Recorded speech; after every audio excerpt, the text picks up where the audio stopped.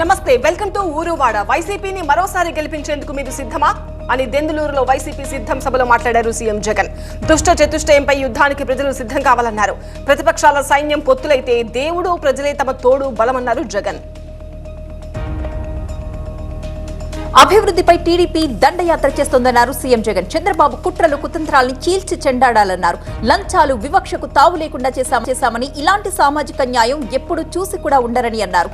175 assembly 25 MP స్థానాల్లో గెలవాలన్నారు CM Jagan. ఎల్లుండి చింతలపూడికి రానున్నారు చంద్రబాబు. రా కదలిరా భారీ బహిరంగ సభ నేపథ్యంలో ఆయన పర్యటనకు సంబంధించి జిల్లా టీడీపీ నేతలు ముమ్మరంగా ఏర్పాటు చేస్తున్నారు. సభకు వచ్చే ప్రజలకు ఎలాంటి ఇబ్బందులు కలగకుండా అన్ని ఏర్పాట్లు చేస్తున్నారు ఆ పార్టీ నేతలు.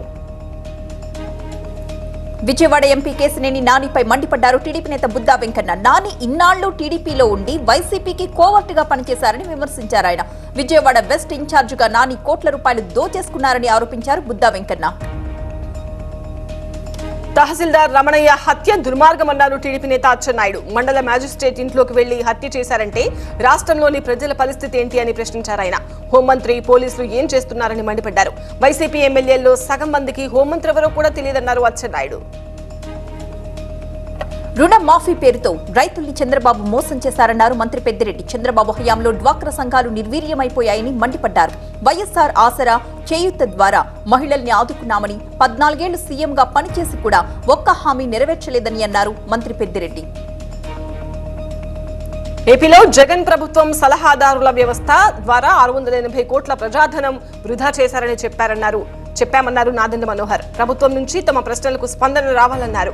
మరో సలహాదారుడికి అదనపు సెక్యూరిటీ ఇచ్చి అదనంగా ఖర్చు చేస్తున్నారని అన్నారు నాదెండ్ల మనోహర్. విశాఖలోని జీవీఎంసీ గాంధీ విగ్రహం ఎదుట బీజేపీ ఆందోళన చేపట్టింది. రైల్వే జోన్ ఏర్పాటుకు ప్రభుత్వం స్థలం ఇవ్వాలని నిరసన వ్యక్తం చేశారు నేతలు. దీంతో పలువురు నేతల్ని అరెస్ట్ చేశారు పోలీసులు. ప్రభుత్వ నిర్లక్ష్యం కారణంగా జోన్ ఆలస్యమైందన్నారు జీవీఎల్. కమిషనర్ కి వినతి పత్రాన్ని అందజేశారు. Greater Hyderabad municipal corporation mayor Gadwal Vijayalakshmi CM Revanth రెడ్డిని కలిశారు. జూబ్లీహిల్స్ లోని నివాసంలో సీఎంతో మేయర్ భేటీ అయ్యారు. స్టాండింగ్ కమిటీ ఏర్పాటు, కౌన్సిల్ సమావేశం, బల్దియా ఆర్థిక పరిస్థితిపై రేవంత్ రెడ్డితో మేయర్ చర్చించారు. వరంగల్ ఎంపీ టికెట్ కోసం అప్లై చేశారు మోత్కుపల్లి నరసింహులు. టికెట్ వస్తుందన్న నమ్మకం ఉందన్నారు Motkupalli. Congress party secular party అని, తాను 6 సార్లు ఎమ్మెల్యేగా గెలిచానని అన్నారు. ఎలాంటి అవినీతి మచ్చా లేకుండా బతికానన్నారు. తమకు పార్టీ టికెట్ ఇస్తుంది అన్న నమ్మకంతో ఉన్నానని చెప్పారు మోత్కుపల్లి. సీఎం రేవంత్ రెడ్డి విమర్శలకు కౌంటర్ ఇచ్చారు ఎమ్మెల్సీ కవిత. సీఎం నోట ఇప్పటి వరకు ఒక్కసారి కూడా జై తెలంగాణ అన్న మాట రాలేదన్నారు. 2 గ్యారంటీల అమలు కార్యక్రమానికి ప్రియాంక గాంధీని ఏ హోదాలో పిలుస్తున్నారో చెప్పాలన్నారు. ప్రభుత్వ కార్యక్రమానికి పిలిస్తే ఖచ్చితంగా నిరసన తెలుపుతామన్నారు కవిత. ఇంద్రవెల్లి సభ చూసి ఓర్వలేకపోతున్నారని అన్నారు మంత్రి సీతక్క. ఈ సభను పార్టీ నిధులతో నిర్వహించామని, మీలా ప్రజాధనం దుర్వినియోగం చేయలేదని అన్నారామె. ప్రియాంక గాంధీ కాలి గోటికి కూడా కవిత సరిపోదన్నారు. ప్రజలతో ఎన్నుకోబడ్డ ప్రభుత్వాన్ని కూలుస్తామని బీఆర్ఎస్ నేతలు అక్కసు వెళ్లగక్కుతున్నారని మండిపడ్డారు సీతక్క. ప్రజాధనం దుర్వినియోగం గురించి మాట్లాడే అర్హత కవితకు లేదన్నారు మంత్రి కొండా సురేఖ. కవిత ఎక్కడి నుంచి ఎంపీగా పోటీ చేసినా ప్రజలు ఓడగొట్టి ఇంటికి పంపుతారన్నారు. పూలే గురించి కవిత వ్యాఖ్యలు హాస్యాస్పదమన్నారు. 10 ఏళ్లలో పూలే ఎన్నడూ గుర్తుకు రాలేదా అని ప్రశ్నించారు కొండా సురేఖ. సోనియా, ప్రియాంక గాంధీ ఖమ్మం నుంచి పోటీ చేస్తే అందరం కలిసికట్టుగా పనిచేసి భారీ మెజార్టీతో గెలిపిస్తామన్నారు మల్లు నందిని. వాళ్లు పోటీ చేయకుంటే తమకు అవకాశం ఇవ్వాలని అధిష్టానాన్ని కోరుతున్నట్లుగా చెప్పారామె.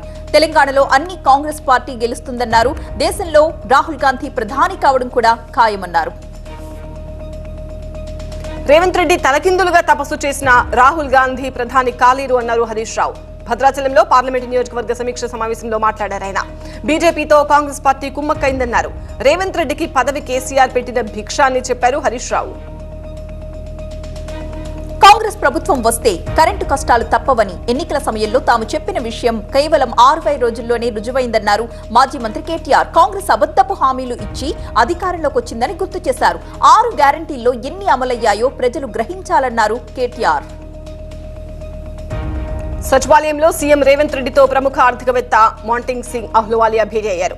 ఉప ముఖ్యమంత్రి భట్టితో కలిసి కేంద్ర రాష్ట్ర ఆర్థిక స్థితిగతులు, గడిచిన 10 ఏళ్లలో భారీగా పెరిగిన అప్పులు, వాటి ప్రభావం, కాంగ్రెస్ హయాంలో దేశంలో అనుసరించిన ఆర్థిక సంస్కరణలు, వివిధ అంశాలపై చర్చించారు. సీఎం రేవంత్ రెడ్డికి బండి సంజయ్ సవాల్ విసిరారు. దమ్ముంటే అయోధ్యపై కాంగ్రెస్ వైఖరేంటో చెప్పాలన్నారు. రామాలయానికి కాంగ్రెస్ వ్యతిరేకమైతే బయటకొచ్చే చెప్పి ధైర్యం ఉందా అని ప్రశ్నించారు బండి సంజయ్. ఏపీ రాజకీయాలు దిగజారిపోయాయన్నారు తెలంగాణ సీనియర్ కాంగ్రెస్ నేత విహెచ్. షర్మిలపై వైసీపీ నేతలు ఇష్టం వచ్చినట్టు మాట్లాడుతున్నారని మండిపడ్డారు. ఇంత జరుగుతున్నా సీఎం జగన్ వారించడం లేదన్నారు. ఏపీలో కాంగ్రెస్ పార్టీ పుంజుకుంటోందన్నారు. అందుకే వైసీపీ నేతలు ఓర్వలేకపోతున్నారని అన్నారు విహెచ్. సంగారెడ్డి జిల్లా ఆందోళన నియోజకవర్గంలో పర్యటించారు మంత్రి దామోదర రాజనరసింహ. నూతనంగా నిర్మించే 150 పడకల ఆసుపత్రి, నర్సింగ్ కాలేజ్, హాస్టల్ నిర్మాణం కోసం స్థల పరిశీలన చేశారు. ఆ తర్వాత ఆందోళన పాలిటెక్నిక్ కళాశాలని ఆకస్మికంగా తనిఖీ చేశారు. బీఆర్ఎస్ పార్టీకి తాటికొండ రాజయ్య రాజీనామా చేశారు. కేసీఆర్ కు రాజీనామా లేఖ సమర్పించారు. ప్రస్తుతానికి ఏ పార్టీలో చేరట్లేదని స్పష్టం చేశారు. తమకు బీఆర్ఎస్ పార్టీలో సరైన గుర్తింపు లభించడం లేదన్నారు. కార్యకర్తలతో చర్చించి భవిష్యత్తు కార్యాచరణపై నిర్ణయం తీసుకుంటానన్నారు. కొండగట్టు అంజన్నను దర్శించుకున్నారు ఎమ్మెల్యే మల్లారెడ్డి. రాబోయే ఎన్నికల్లో 16 సీట్లు గెలవాలని మొక్కుకున్నానన్నారు. కాంగ్రెస్ 50 రోజుల పాలనలో 50 వేషాలు వేసిందని చెప్పారు. కేసీఆర్ తోనే తెలంగాణ ఆలయాలు అభివృద్ధి చెందాయన్నారు ఎమ్మెల్యే మల్లారెడ్డి. ఇంద్రవెల్లి సభలో రేవంత్ రెడ్డి వ్యాఖ్యలను ఖండించారు బీఆర్ఎస్ నేత బాల్క సుమన్. ఆదివాసీలను చంపిన వాళ్లే సంతాప సభలు పెడుతున్నారని అన్నారు. ఉమ్మడి ఆదిలాబాద్ జిల్లాను అంటు రోగాల జిల్లాగా మార్చింది కాంగ్రెస్ అని మండిపడ్డారు బాల్క సుమన్. పెద్దపల్లి జెడ్పీ చైర్మన్ పుట్టా మధు సంచలన వ్యాఖ్యలు చేశారు. తనను ఖతం చేస్తే రాజకీయ భవిష్యత్తు ఉంటుందని కాంగ్రెస్ నేతలు ఆలోచిస్తున్నారని అన్నారు. వచ్చే ఎన్నికలలోపే తనను కనుమరుగు చేయాలని చూస్తున్నారని చెప్పారు. ఎవరు ఎన్ని కుట్రలు చేసినా ప్రజల కోసమే పనిచేస్తానన్నారు పుట్టా మధు. మాజీ మంత్రి హరీష్ రావుతో తమ ఆవేదన చెప్పుకున్నారు ఆటో డ్రైవర్లు. ప్రభుత్వ నిర్ణయంతో నడి రోడ్డు మీద పడ్డామని బాధపడ్డారు. తమను ఆదుకోవాలని, తమ పక్షాన పోరాటం చేయాలని హరీష్ రావును కోరారు. ఎవరూ ఆందోళన చెందొద్దని, మీకు న్యాయం జరిగేలా ప్రభుత్వాన్ని నిలదీస్తామని హామీ ఇచ్చారు హరీష్ రావు.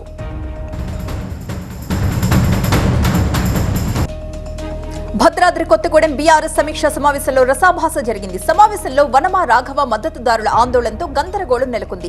రాఘవపై సస్పెన్షన్ ఎత్తివేసి వేదికపైకి ఆహ్వానించాలని డిమాండ్ చేశారు ఆయన అనుచరులు.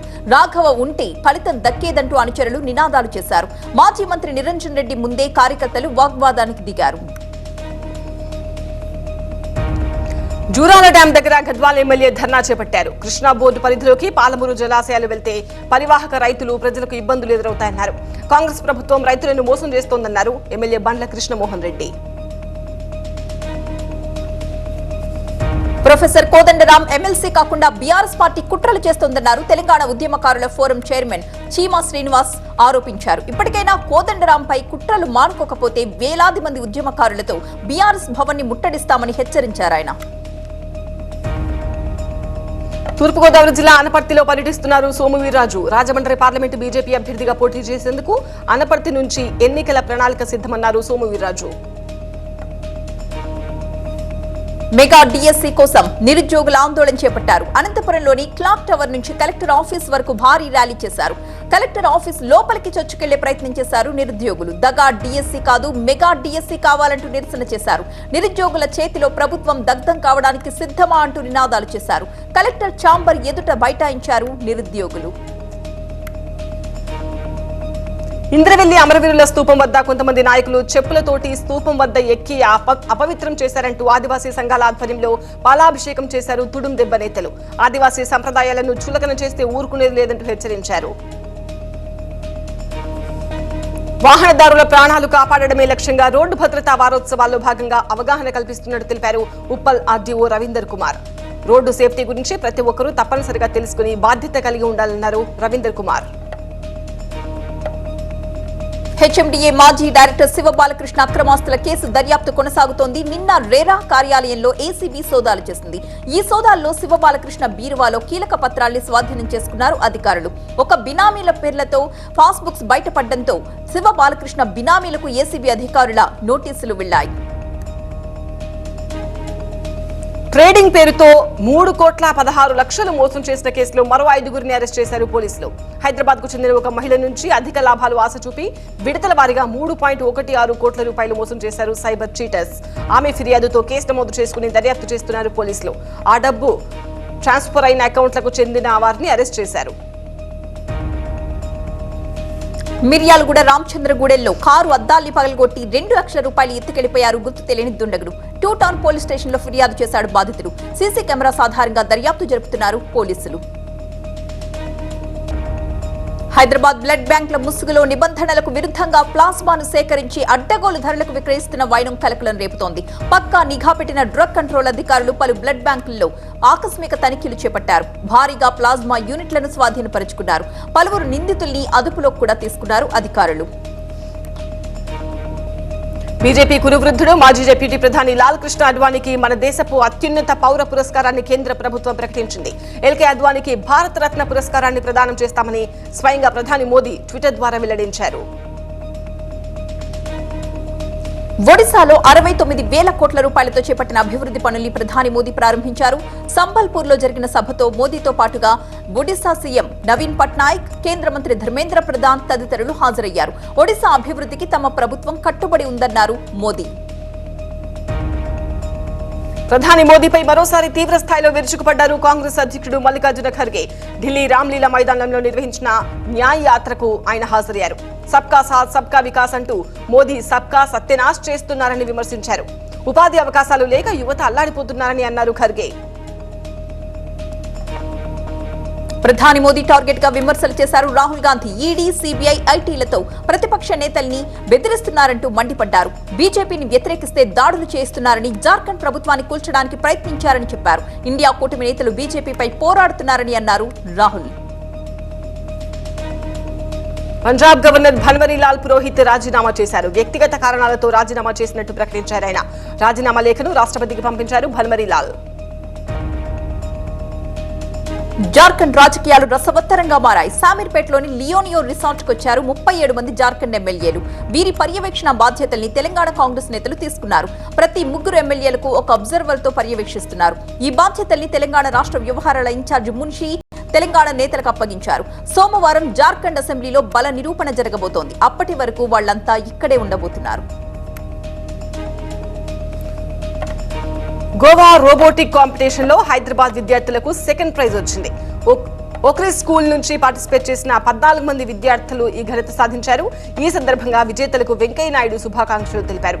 మర్యాదపూర్వకంగా స్వగృహంలో పిల్లలతో మాట్లాడి వారు చేసిన రోబో పనితీరు గమనించారు.